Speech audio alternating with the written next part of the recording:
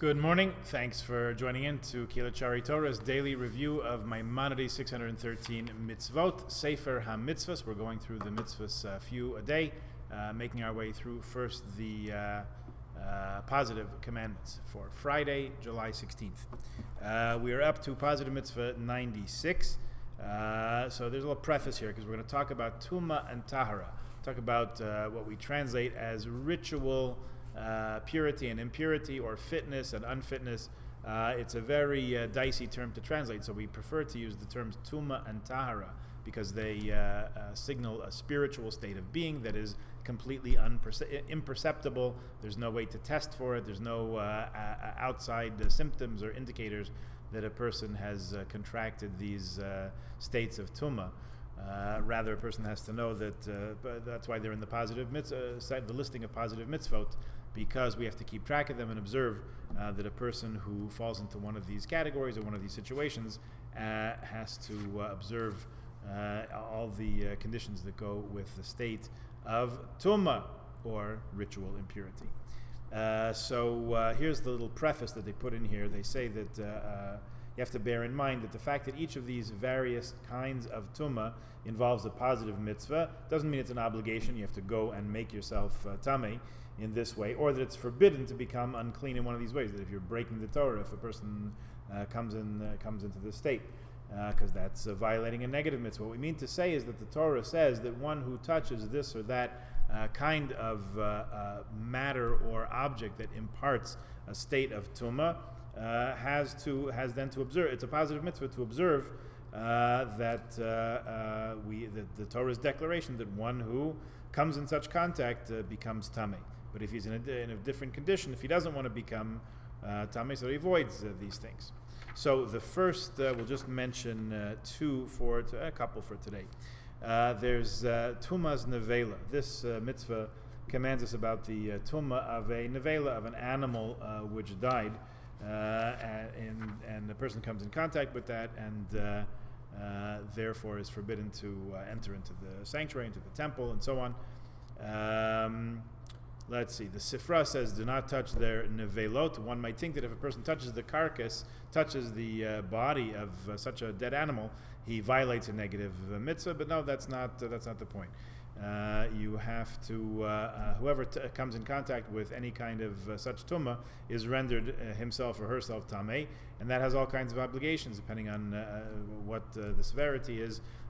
Prohibition of eating kodshim, of eating sacred foods, and so on. The essence of the commandment is that one becomes tameh by touching a certain object or by being near it, even under the same roof and so on, where there's a dead body. And all the mitzvahs of Tumah and Tahara extend from this. So we'll just speak about that, and that's the general mitzvah of Tumah's nevela. Is also the Tumah of the shiratzim, creepy crawlies, creeping creatures like a mouse, a lizard, a gecko, a chameleon, such like.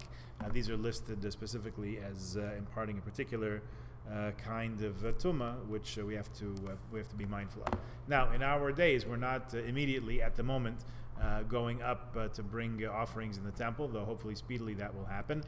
You will notice, by the way, that I think it was last time I checked, which was about 20 years ago, that people who ascend to the Temple Mount, if that's even still allowed, people who are in Yerushalayim and decide they want to take a look and go up to the Har Habayis, to the place where the temple stood, and hopefully will stand again soon. People, it seems to be common practice, and as well it should be, for people to immerse themselves in a mikveh beforehand. Now, we can't erase the tumah of tumah's mace. We can't rectify tumah's mace, which needs the ritual of the red heifer, the para aduma. Nevertheless, we do our best by immersing in a mikveh first. Okay, so a lot to talk about here. We will continue over the next couple days with some more conversation about these. So please tune in.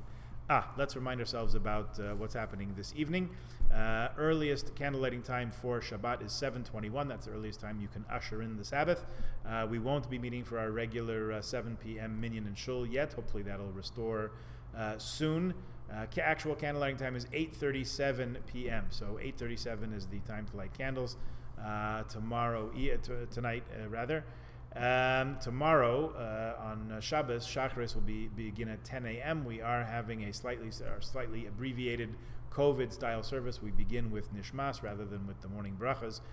So if you still have time to sign up, please do so. Everyone is welcome to come. We are now able to have more people. We're able to have kids up from the age of 10 and up. And if you would like to invite someone who's not yet a member of KST so they can see how nice our shul is, you're welcome to do that as long as they sign up beforehand. Now, tomorrow afternoon is Erev Tisha B'Av. Tisha B'Av actually is Motzei Shabbos and Sunday.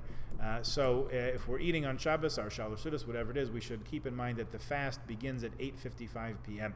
So the fast of Tisha B'Av, it's the only 24-hour fast in the calendar except for Yom Kippur. So we should stop eating by 8:55 in the evening. Shabbat actually ends at 9:48. So anytime after 9:48, you should make your way down to Shul.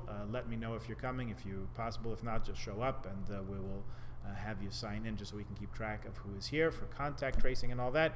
At 10:20, 20 minutes after 10, which is quite late in the evening, but it is Motzei Shabbos and it is very early in the summer for Tisha B'Av to be coming around. That's just the way things go. Our faithful Chazan Pace Goldman will be here, Mir Hashem, to lead us in Ma'ariv and in the evening service, including Eicha, the Book of Lamentations, and the keynote, the sad poems that we read to commemorate the day Tisha B'Av. Now, if you're able to come, please join us. We would like to have a minyan here. If you are unable to join and you're still awake at 10:20, we will be putting it on Zoom, and that Zoom link should be in your email from yesterday. Okay, have a wonderful Shabbos. Please God, the sadness of the fast should be transformed into gladness and joy, and it should be good things for us and for the Jewish people. Erev Shabbos, and going forward on always. Shabbos.